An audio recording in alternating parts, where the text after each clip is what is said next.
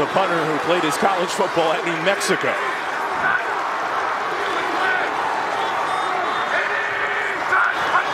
From the 2, Lawrence needs to get rid of it, can't! Safety, Alex Wright!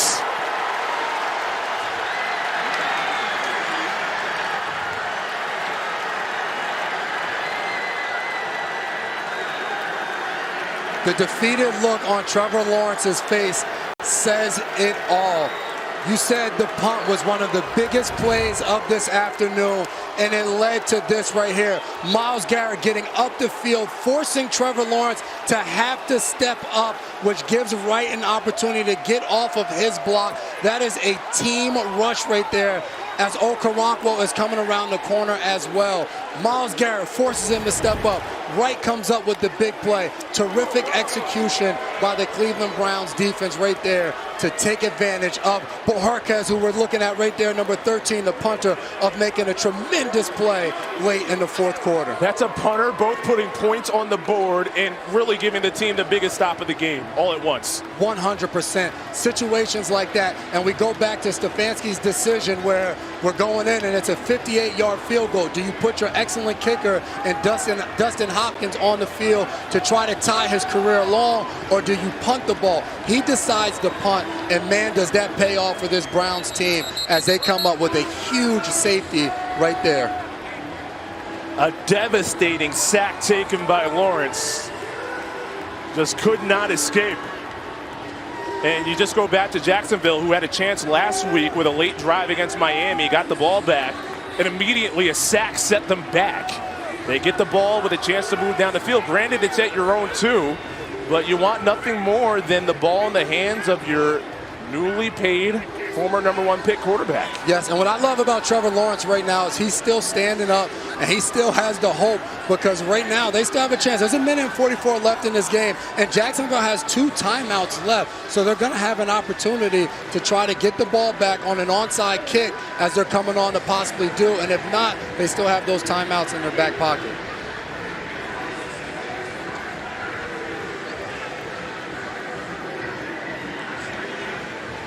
Yeah, for a safety, it has to be a punt. So Logan Cook is in the punt. So he was going to try to do an onside kick, but you can't traditionally kick it off of a safety. It has to be a punt. And again, Jacksonville needs the ball back, and Cleveland, realizing this is a strange situation, they want an extra beat to talk about it and call timeouts. Coming up next, game 2 of our NFL on CBS doubleheader. We'll set 2 of the best quarterbacks in the game. They go at it again. Joe Burrow, Bengals, go into KC to face Mahomes and the Chiefs. It's coming up next here on CBS and streaming on Paramount+. What set this all up? Corey Bohorquez, the punter. Chris, punters, kickers, they matter. And Corey Bohorquez shows it right there, because the very next play after that, Wright is taking down Trevor Lawrence in the back of the end zone with the biggest play of the game for this Cleveland Browns defense. Bohorquez on his 3rd team, a year in Green Bay, 3 in Buffalo. Comes up with one of the biggest plays. You see the franchise history of the Jaguars. Haven't made the playoffs after starting 0-2. They had such a great start to the season last year, but then dropped 5 of their final 6 and missed out on the playoffs as the injuries piled up.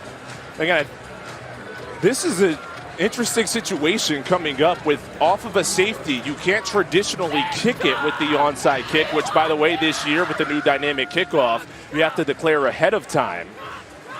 And you can only do an onside kick in the fourth quarter if you're trailing, and to your point, and that's with telling the other team that you're going to do so. But this is a different situation coming off of that safety. And now, just to back it up, Jacksonville first came out and were putting the ball on the tee to do an onside kick. And then the punter Cook came out to punt the ball. Then there was a timeout, and there's been a ton of conversations that have now went on.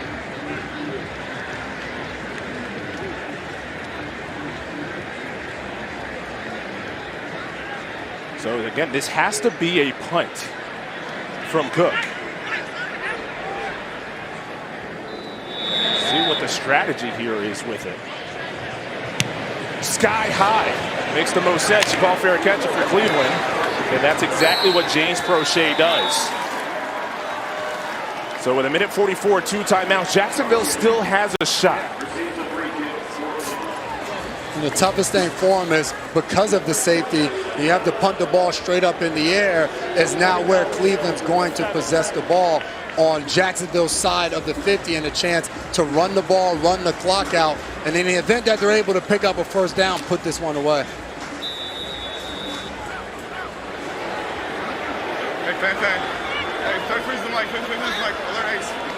Deontay Foreman, the running back. Browns trying to put this one on ice. Foreman protecting the rock paramount inside of the 40-yard line. Jacksonville with 2 timeouts left.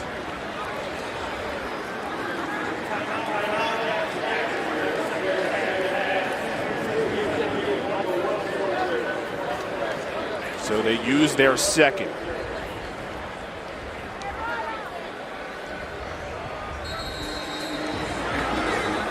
Nothing tricky here. Stefanski's going to continue to run the ball, bring in extra linemen, what we've seen them do a bunch of times this afternoon. Continue to hand this ball off and try to pick up a first down on the ground.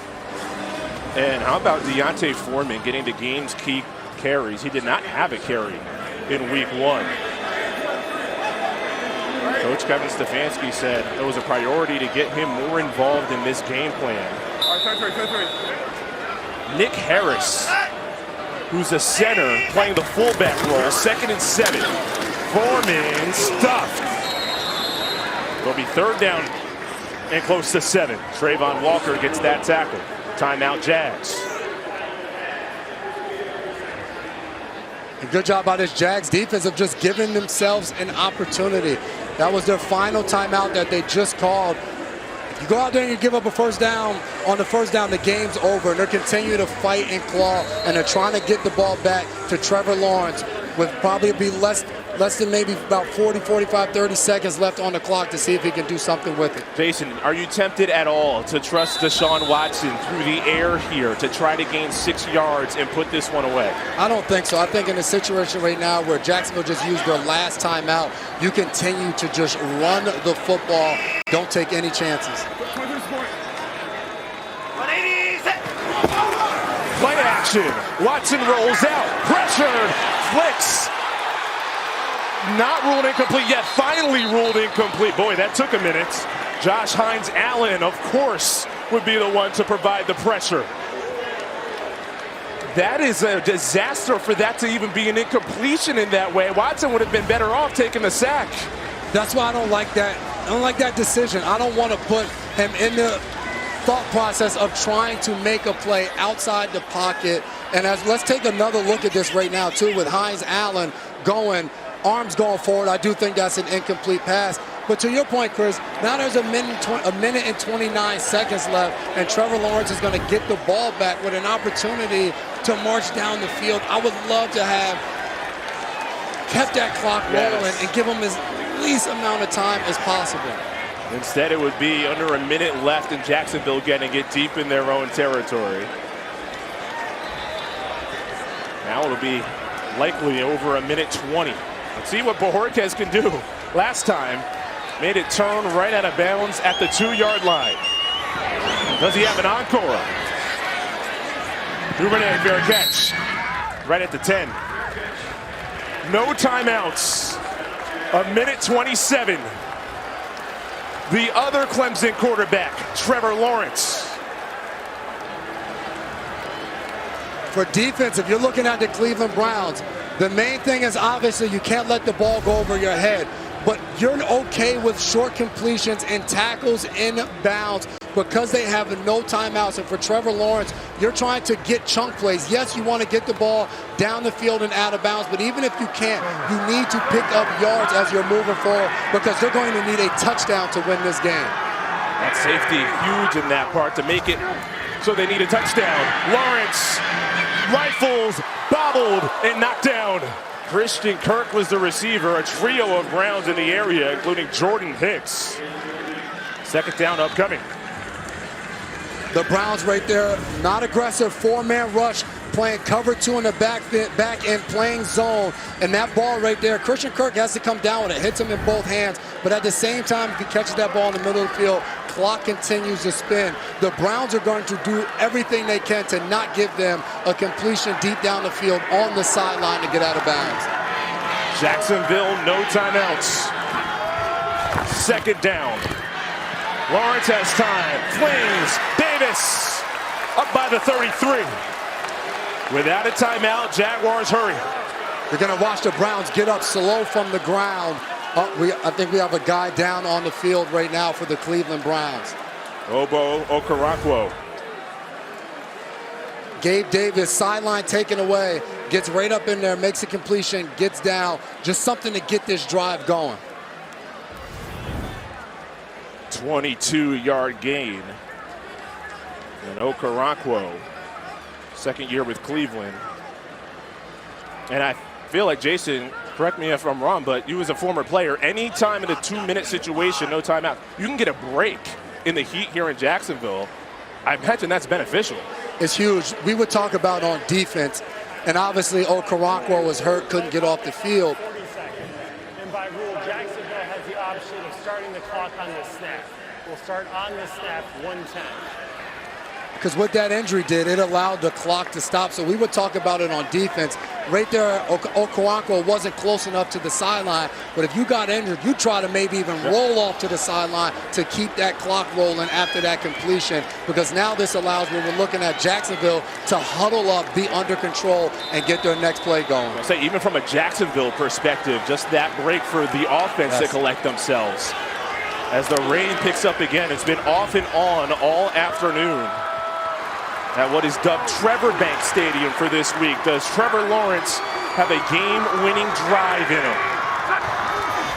1st and 10. Rolls to the right. Will run this one. Dive! Head over heels. And picks up the first down. Under a minute left. I thought Lawrence was going to head to the sideline and try to get out of bounds, but elected there to go for more yards and gets tackled in the middle of the field. Clock's ticking. From the 43, sideline, flag down, a catch, no, it's incomplete, as Greg Newsome was over Gabe Davis.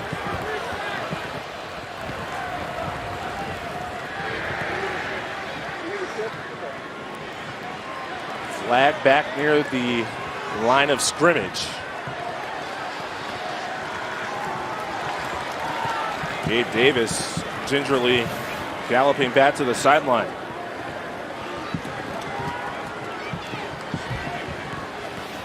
This is about as hard as it's rained all game. For the guys on defense, it's picking up right at the perfect time. And for Jacksonville, couldn't get any worse to have this going on with the rain. Gabe Davis walking off gingerly to the sideline, trying to make a play. What we've seen from Cleveland so far on defense is they're protecting the outside. They have both corners all the way to the sideline on every snap so far. Clearly a decision having to be made on the Brown staff. And we haven't gotten what the penalty was on the last play.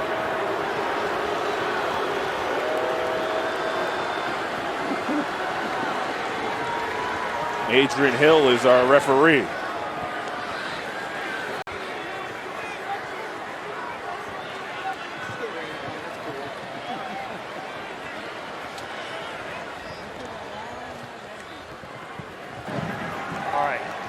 At 48 seconds, there was a legal shift offense. The offense never got set. By rule, that is a dead ball foul. There will be a 10-second runoff. Please set the game up to 38 seconds. A 5-yard penalty. It will be 1st down and 15, and both clocks will start. Am I ready for play signal? Great explanation there from Adrian Hill with the clock moving, that pre-snap penalty enforced with a 10-second runoff. Yes, just an excellent job of explaining it. We watched him explain it to Stefanski, and there was officials on the other side of the field explaining exactly to Doug Peterson what was going on, that 10-second runoff, because if an offense creates a penalty, you don't want to give them an advantage and stop the clock. So here's Lawrence. 1st and 15. Gets rid of it. Deep down the field. Knocked Christian Kirk was the receiver. A couple of Browns there, including Rodney McLeod. Another flag back near the line of scrimmage. Hickman and McLeod do a really good job. The last thing you want in a situation like that is get a one-on-one jump ball. The Browns having two defenders, their safeties. McLeod and Hickman getting a lot more playing time today with Juan Thornhill going on injured reserve, one of their safeties who played really well last week. And another penalty to your point, Chris, by the line of scrimmage. No foul for illegal forward pass. The passer was not entirely beyond the line of scrimmage when the ball was released. It is an incomplete pass, second down. Even if your toe is still behind the line of scrimmage, you are considered behind the line of scrimmage. Yep, any part of your body, and Trevor Lawrence was right there. I don't know what part of his body, but something was behind that line of scrimmage, and he was able to let that one fly. But time running out, just 26 seconds. Needing a touchdown, no timeouts left. And you don't see any Browns defenders in this screen because they're all so far back. Lawrence has two receivers there, and it's the rookie, Brian Thomas. 17 seconds, no timeouts. Have to spike it and then get right back on the ball. There's the spike. 8 seconds. Plenty close enough to get it to the end zone. 8 seconds left. Maybe two plays. Two plays will be extremely hard to get just because of how far the guys have to run to get to the end zone. I could see them depend upon what Cleveland does defensively, which they'll probably back everybody up. You go a quick completion to the outside to move a little closer to that end zone, and then you have one shot for Trevor Lawrence to get the ball down the field to his wide receivers. Myles Garrett catches his breath.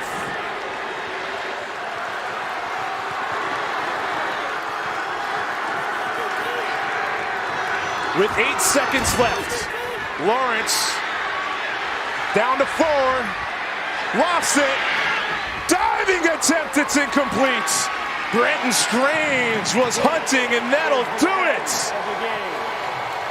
The Hail Mary just short. Let's go to the studio with JB. The Browns get it done on the road.